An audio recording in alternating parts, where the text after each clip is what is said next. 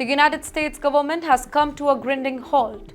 Day 3 of the shutdown, and the tensions in Washington is only getting sharper. Well, let me give you a brief up. The Washington has now sent out a warning. If this continues, thousands of federal workers could soon lose their jobs. Can you imagine that? People who run America's government all of a sudden left without paying, without any work, and without any answers. So, what exactly happened here? Well, lawmakers in Washington failed to pass a budget before the deadline. That means money has stopped flowing to many government departments. Now, essential services like military, air traffic control, and law enforcement are still working, but everything else is starting to crack down. Offices are shut, projects are frozen, workers, they are bracing for pink slips. White House press secretary, in the meantime, Caroline Leavitt, was very blunt. She blamed the Democrats. Can you imagine that? She said that this mess wouldn't have happened if Democrats had simply voted to keep the government open. Well, the flashpoint here is healthcare. Republicans are accusing Democrats of trying to extend the benefits, including Medicare, to undocumented immigrants. They're asking Americans, should illegal immigrants really get the same health benefits as vulnerable US citizens? In the meantime, United States President Mr. Trump, he doesn't seem too worried right now. In fact, he looks almost pleased with the standoff. On social media, he called the shutdown an opportunity to reshape the federal government. Confidence, I must say.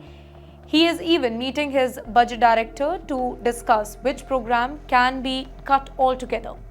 And wait, here's the dramatic twist. Reports say that the White House is already pausing or even cancelling billions of funds for the projects in Democratic-led states. That's not just a budget fight, it's a political weapon. Now let's zoom out a bit. Who's really at fault here? Well, Republicans argue that, look, we offered to extend funding for 7 weeks. Democrats just had to say yes. But Democrats refuse. They want bigger concession before approving any single deal. So basically, both sides are locked in a starting contest, while workers who are really ordinary people pay the highest price. This isn't America's first government shutdown, by the way. It has happened multiple times in the past, be it 2013, 2018, 2019. The longest one went for 35 days under Trump's presidency only, and it cost the US economy billions of dollars. Every shutdown means delayed salaries, stalled projects, and real pain for the families who really depend on government paychecks. And wait, here's the irony. Both sides are very desperate not to be blamed. Republicans are shouting, it's the Democrats' fault. Democrats are shouting, no, it's Trump's fault. But for the ordinary people who can't pay their rent or buy groceries this particular month, none of that matters, right?